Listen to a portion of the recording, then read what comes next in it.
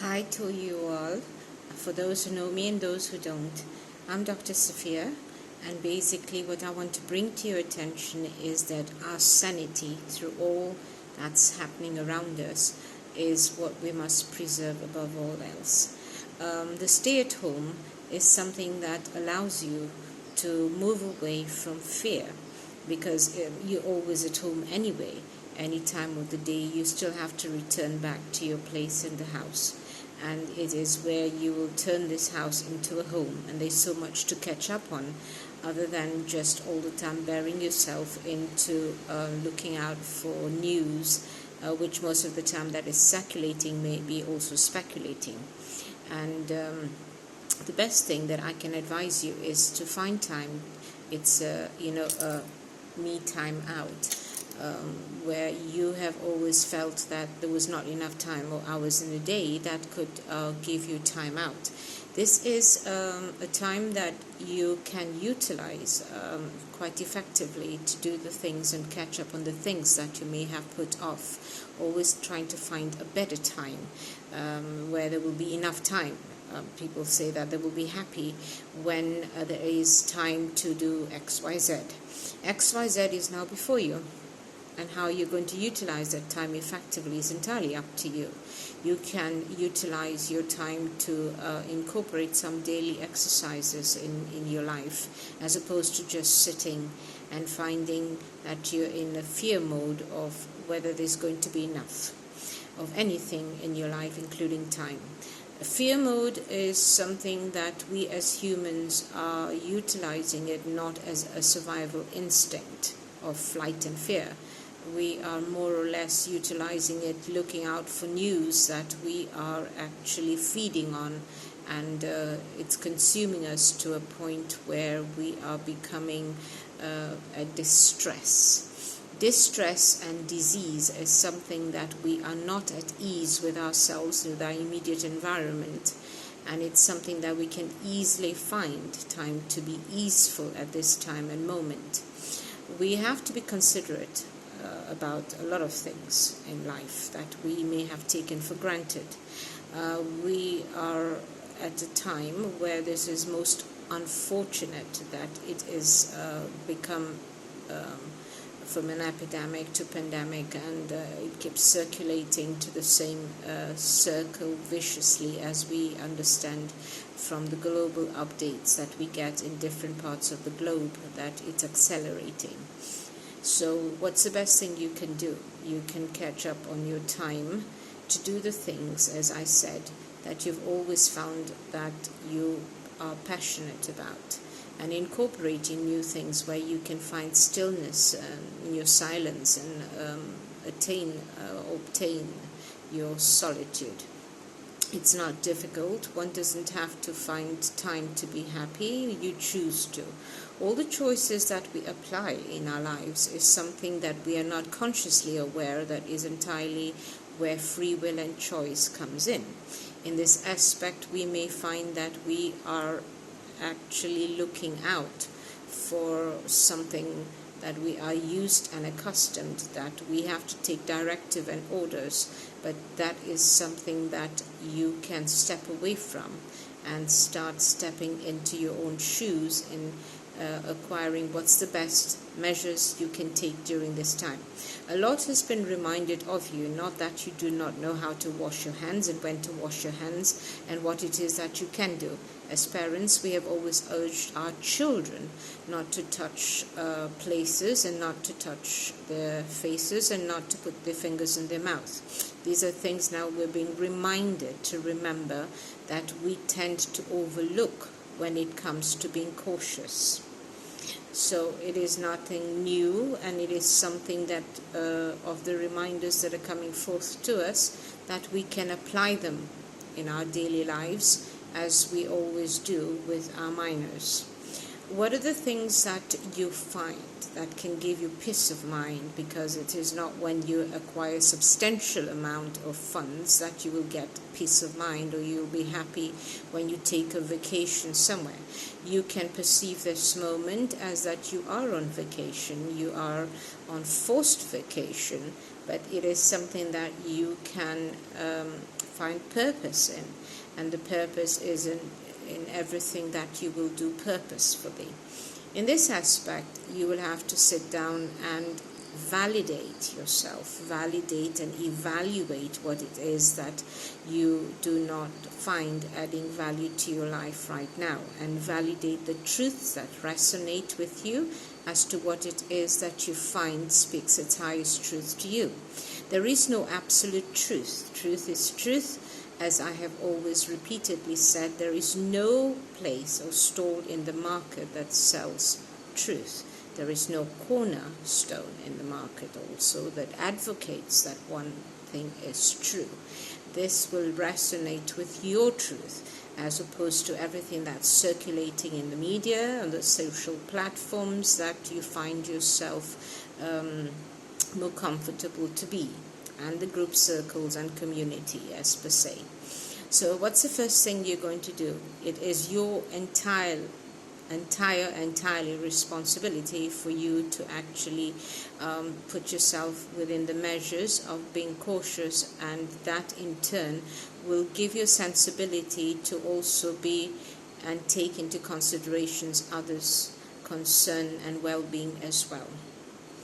We are responsible for ourselves, and equally when we apply these measures, we find that we are responsible to and for the other selves outside of ourselves. In our extended selves, we can apply the same, being considerate all the time as we would unto ourselves to all the other selves outside ourselves. Greatest humanity in service, they say, is the greatest service to humanity is all the little things that we can offer one another at this time in our needs, and when we are faced with this COVID-19 situation. And it is not to start and end with COVID-19 situation issue. It is supposed to be something we can easily apply and implement by choice any other time in our lives. So what's the first things we're going to do is stock take, and to try and understand who we are first. Because I would say, if the question was posed to me, who are you? And I would say, who am I not? Because you can be anything you choose to be at any one given time and moment. There are no limitations and conditionalities. As I always say, the only limitations and conditionalities are the ones that we impose on ourselves, or we allow outside circumstantial influence, people, places, things to impose on us. Yes, we do allow. So this stay at home has nothing to do that we feel we are imposed on. In a way, we find that we are not free to do the things that we always found ourselves doing freely. But your freedom doesn't begin and end with this imposition, as you find yourself feeling or thinking is what has been imposed on you. I will not get too much in detail into that, because everyone has a choice whether you're going to stay at home, or there will be measures that are going to be governmental issued measures for imposing on you to actually follow what directives that have been given in the best interest for the highest good of all concerned, and collectively towards humanity. We can always find it in ourselves to be compassionate and to start sowing within ourselves, within our thought patterns, what it is that we can take into consideration and be considerate towards humanity at large. It all begins with us. The changes that we want to see, we've always heard, has to start with you. And what are the changes that you want to see collectively in society, which you are an individual, as an individual, a part of the larger society that we always pointing fingers to? This is something that we have to stop the blame game. We have to stop the blame game, which is B-LAME -AMEM, which is lame, and me. It is a blame game. So we cannot find it in ourselves to always point fingers at someone somewhere did something wrong. as they say, one man's meat is another man's poison. Yes, that is true to an extent, and we have to stop this blame, pointing fingers, and see what it is that we can do for ourselves that will not only benefit us, but it will also benefit those close to us, our loved ones, to a point. So use this time effectively to do all the things together or individually that can help you grow and expand in your space until time comes out. Animals do this all the time. They don't feel it as an imposition when nature sometimes imposes on them to hibernate. There's a time for everything, including the seasons, and there's a time for us to be and not to be in the areas in which we find that we always have to be 24/7. So there's numerous things you can do in terms of activities. Be creative and find your passion. And in that, time will pass, and time is the greatest healer. And with time, those that are working tirelessly, towards the betterment of humanity, those who are doctors that have not shied away, and nurses and help aides have not shied away. Every person that is contributing for the greater good of humanity is doing their part. So what is it that you can do within your means that can also add positively as a contribution to its humanity in this time? It starts with you. So let's be considerate, let us be sensitive, let us also understand how it is that we can separate the sheep from the goat when it comes to information that we can filter, as opposed to circulating it idlessly and endlessly on the social media. That is not helping in any way. Let's filter and assess what it is that we want to get out there and what it is that we find is of no use to us, that we're not going to just carelessly keep circulating it in social media. Let's be pleasant at this time. Let's be more joyous at this time, and find it in ourselves to incorporate a healthy lifestyle within the own closures of your four walls. It's something you can do. Think about getting yourself to do the little things that can keep you active. And basically you did that in school, and the small physical exercises that you can do, whether sitting on a chair or standing in your own space. You don't have to go out and jog, because it's not the time now when someone says, oh, I wish I could jog now. Well, you can jog on the spot. That's not going to hinder you or take much of your time. So with this little said and done, let's keep a mental, emotional, physical and spiritual well-being in check, and validate our truths according to ourselves, because the truth is your truth. It is not something that is true to you that necessarily may be true or false to someone else.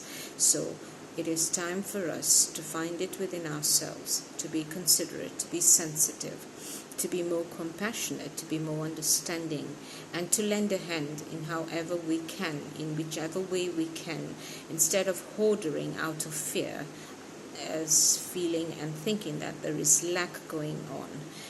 Let's be considerate to be also sensitive to the animals that we had taken in out of fear, not to just dump them and throw them out into the streets. The same way you wear a mask, I'm sure, if you put a muzzle on your dog, you can also consider to put a mask when you take them out for a walk. There are many things that we can think sensitively, and how we're going to do this from the seat of compassion and understanding, and to feed also the animals that have been abandoned, and also to make sure that we leave out some water and food for the strays, and to consider that our neighbors may also be lacking in something that they require, that we can also look and into that and share. It is important to also understand that when we share out of the act of kindness, that it returns tenfold. We don't do it because we want it to return tenfold. We do it because we know that in some way or the other, life is going to remember you for the acts and deeds and thoughts and words and spoken, felt, and executed. We're solely responsible for that. So with that, on which you can find yourself to actually think, not as worrisome, as to what is it that you can do positively for yourself and the other cells, because it does start with you. I'll leave you with this note. Stay safe and stay blessed, and know that time is the greatest healer, and this too will pass, and there's always calm after the storm. Yeah? Thank you.